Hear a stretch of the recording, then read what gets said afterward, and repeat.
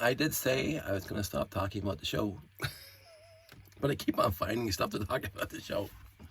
Not specifically, but I just sorted a whole bunch of bins that were sitting on the floor. When I build something quickly, even if it's not quickly, like that new layer for the tower, I bring all the parts and pieces, and when I tear it down, I don't take the time to put the parts back into the right bins, and so I just swipe them into a bin. So I have like 2 or 3 shoe boxes here full of parts that I have not sorted back into the collection. So I just did that whilst sniffling and sneezing. Good times. So, and the process of doing that, I'm cleaning the Lego room again because I want to see the floor again, and it's not bad. There's a very wide path to get out of here, which is awesome. I do have a whole bunch of stuff piled right here, right beside my chair, because that just makes my life easier. But I'll tackle that as well.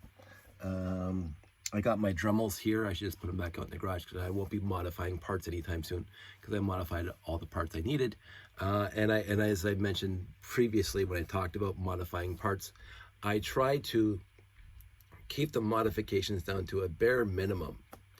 I usually try to build the mock to allow the wires to go to where they have to go for the lighting. The parts that I do drill through, I normally try to find an older part, a crappier part, a kind of banged up part to drill through. So I do try to keep my modification to a minimum, but I do modify. So, but anyway, whilst cleaning up, I need to, excuse me. I hate sniffling. If you're sick, don't go to work. So somebody else is going to get it. So I'm going to talk about some things that didn't work at the layout. And as you know, I worked pretty long and hard because I made multiple videos about it. Pretty long and hard to modify the door, the garage door, the bay door. So and the ship comes out and the ship comes back in and the door goes down. That worked remarkably well. Now there's a spot, and I think it's because the base plates were not even. There's a spot, I think the rack that pulls the ship back in, there's a 2x8 that's kind of probably hanging just a little tiny bit, and it hits the lip between the base plates, and it got caught a few times for it, and so the door came down on the 924. None of them break because of course I'm using clutch gears, so that's fantastic. It's just the half sticking out and the door is coming down. But it gives a push and I can feel it click over. So I might pull the rack out to see if I can reinforce it somehow or whatever. What I should have done originally, and I was just trying to conserve space. The floor inside the base on the main level, the bottom level, is exactly three bricks higher where the tiles are, where the people are walking, 3 bricks higher than the actual base plate. And as you know, or I'll tell you now, the 9-volt motor is, if I remember correctly, 3 bricks plus 1 plate high, which causes a little bit of a consternation. Let me go verify that. It just might be 3 bricks high. But Lord knows I have enough of them.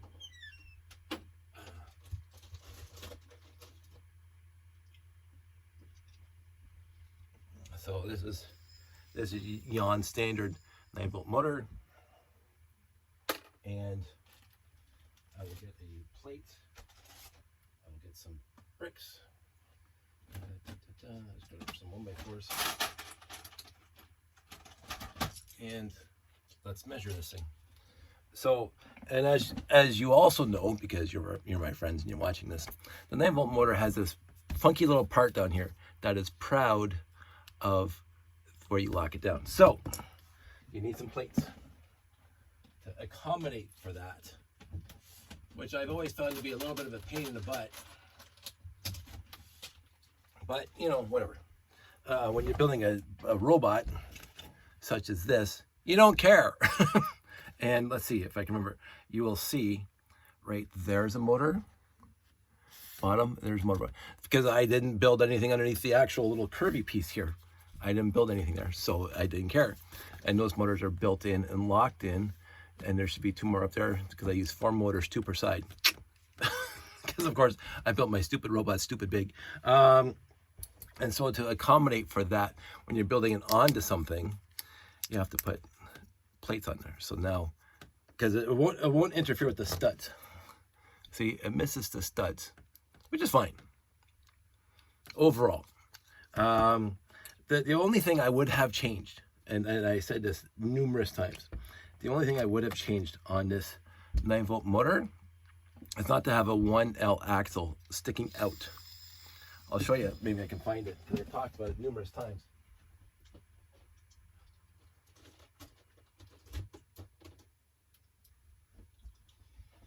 This is a motor that they released later. Not nearly my favorite motor at all. It really isn't. I'm gonna sneeze. Excuse me.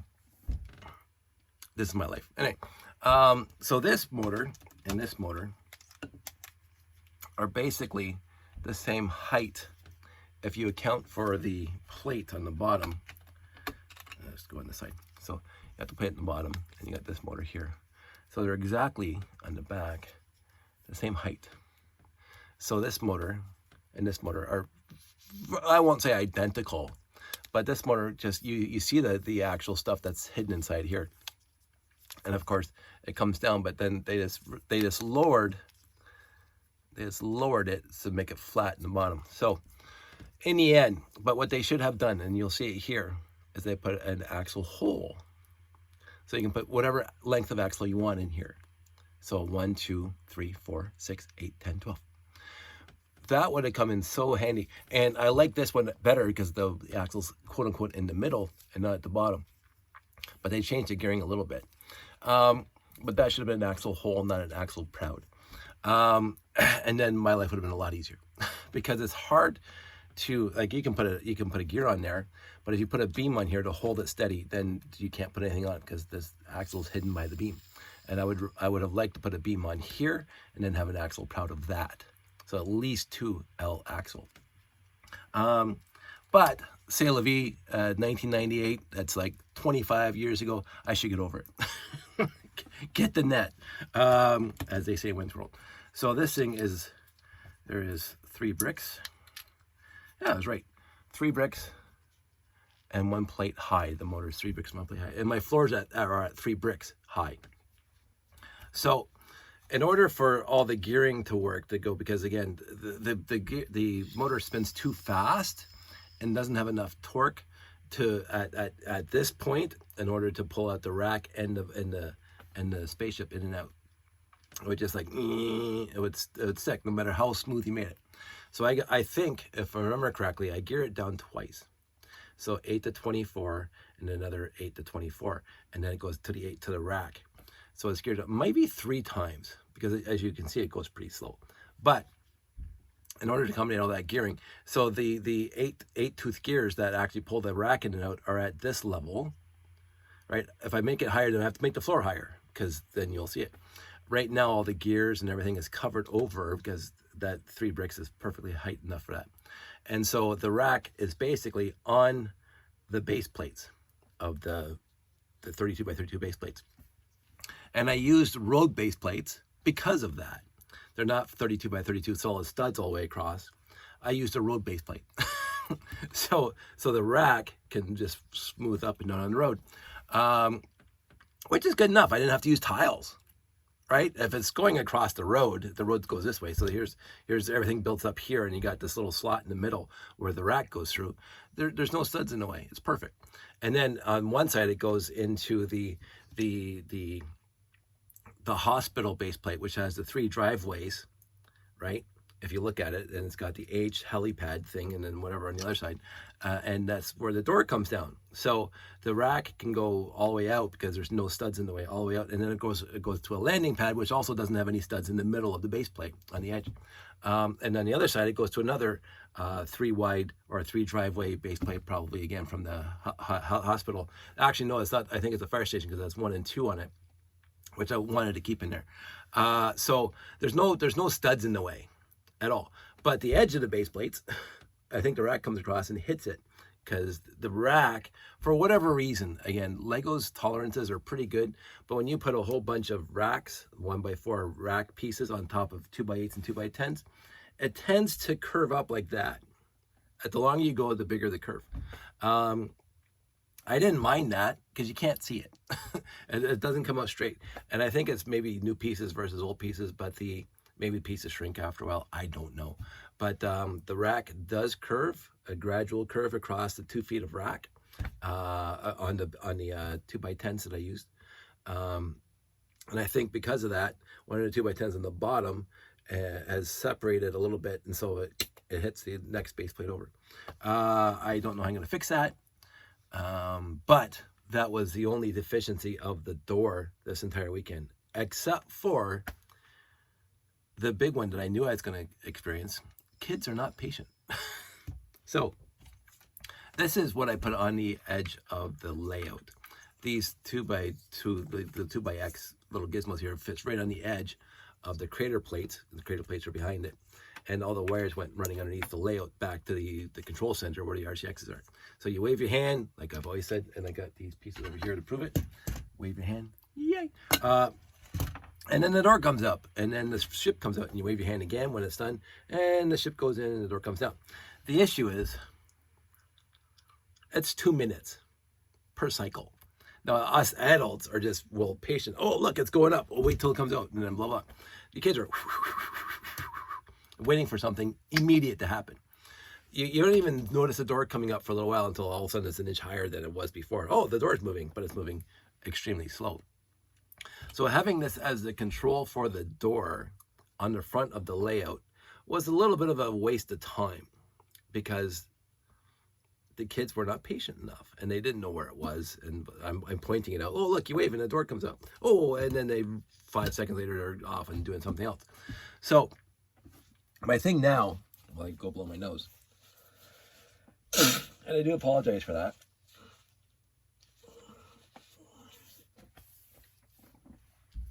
I'm going to start building it right now. Well, after I've done this video, I'm going to start building a little radar dish where you wave it and the radar dish spins. And that'll be it. It ain't going to be complicated. It's going to be tres simple. But anyway, so I was cleaning up and I found this in the bin out there because of course I threw it in the bin at the show. I just took it off the layout because it wasn't doing anything for me and it was just pissing off the kids.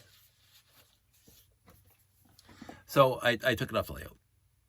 And the thing is, I built into the RCX after 5 minutes, just go up and down on your own. If nobody waves their hand, just go up and down on your own. And since the RCX couldn't detect this anymore, every 5 minutes the door would go up, the ship would come up, 5 minutes later the ship would go in and the door would come out. So I think that was on Sunday. So I was just cleaning up that bin, that tote that I brought to Bricks in the 6, and I'm just going through everything. I don't know if I'm going to use this one because this one's simpler to use, but I like it less than this guy. We'll see. But what I found when I was cleaning the tote, this is awesome. ParLUGment made this calendar for 2025. And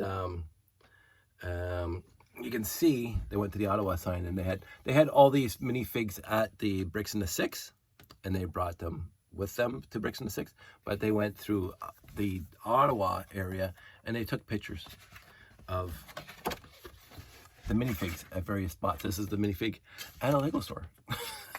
So, a minifig on the ice playing hockey. This is just the best. Probably the Natural Museum. I think it probably says right on here. A Museum of Nature, Ottawa. So, I already looked through all these pictures and I absolutely love them. This is the Tulip Festival and Gardens in Ottawa. Now that must be last spring because that's when the Tulip Festival is in Ottawa. So they've been planning this for a very, very long time. And there's the minifigs in the Ottawa sign again. There's one in downtown Hamilton, which is really cool. We stop by there every once in a while. Britannia Beach and Park in the PN on the slides. Look at that guy. I adore this calendar. Museum of History, Get New. So they went all over. Looks like they also had this was also at Bricks in the Six. So they got to bring their stuff with them. It looks like this building out of Lego is this building that's out of real stuff. So again, that's fantastic. And then we have the Science and Tech Museum of Nature and Museum of History at Ottawa. So there's the minifigs there. So they basically took snapshots of the minifigs throughout fall in Canada. I've never been to that part of the city. So they planned this thing up for an entire year. House of Halloween, look at that. And they got their Halloween masks and everything. So, and then over here we got Canadian Tire Center, home of the Ottawa Senators. Ooh. Anyway. Hockey fans, minifig. And then we got Christmas, December, holiday house of Benny and friends. So, and celebrating Christmas at home. So this is, and then pictures of everything and everybody. I don't know if they're selling these. There's the Ottawa crew there. And the extra pictures of everything going throughout the whole thing. I just absolutely adore this. And I was so happy that I got a copy of this. So I don't know if ParLUGment is selling these. I have no idea. But it's very rare that I have a calendar these days because everybody uses their phone. But I'm going to keep this calendar on my wall because it's awesome. So very happy. And so I found this in the bin that they gave it to me. The other thing I found is, because I mentioned I picked up a lot on the way to the show, is I found okay, you probably already saw those, the instructions there and the instructions here. So I got those two sets of instructions, and I gave my 918 to my friend Glenn. But I also found this one, cleaning up. So now I have two sets. Like, I never kept instructions when I was younger. I never even got these sets when I was younger. Because by the time I started buying my own, it was all the 4-digit sets. So, but in the lot also was this one. And it is complete, but it's really beat up. So I don't keep instructions. I'm going to ship all these over to my friend Jeff. I don't know if anybody wants this set of instructions for set number 614. I don't know. So those instructions are for my friend Jeff. I should have given it to him. And my friend Jeff also gave me these pieces. Bright orange yellow. I don't know what they're called. I think they're called bright light orange or something. They look more closer to yellow than me. But I have a car. I don't think it's that one. That's the orange car. I think it might be in the box, which is now back in the garage. I'm going to go see how much I can build with these pieces and see if I can get a bright light orange car basically finished. So I got that at the show. And that's basically all I want to talk about. And you know, it's my desk when you're cleaning it up and all of a sudden you find monorail bogies with wires hanging off of them and spare monorail bogies. Not too many, because most of them are in the show. So 4 monorail bogies that didn't even make it to the show. It's just, this is my life. What else? I think, fingers crossed, that's about it. Leftovers from the show. We mentioned the goodie bag, fantastic. Again, Graham went over and above, and the people who sorted everything into various lots, fantastic work. And I think, and I found during my cleanup, I found my blue guy. So now we're gonna replace. So almost, just have to find dark blue hands. And I probably have dark blue hands somewhere, I think. I don't know, I'll have to see what minifigs have dark blue hands. And this is the newer type helmet, but they haven't released, as far as I know, the dark blue helmet yet. And I think I heard the ruminations that Graham was supposed to have them and he didn't get them. They didn't show up in time, which is a bit of a sad thing, because last year when we got the purple ones, that was awesome, because I got to build 3 purple space minifigs, because he had the helmet and the tanks and everything, so it was great. And I already had 3 of the Aliens classic space guys. So I'm looking forward to completing him. And until then, he's standing up there. And there you go. Everybody else out there, stay safe, take care, and nice short video. Well, shorter. You guys stay safe.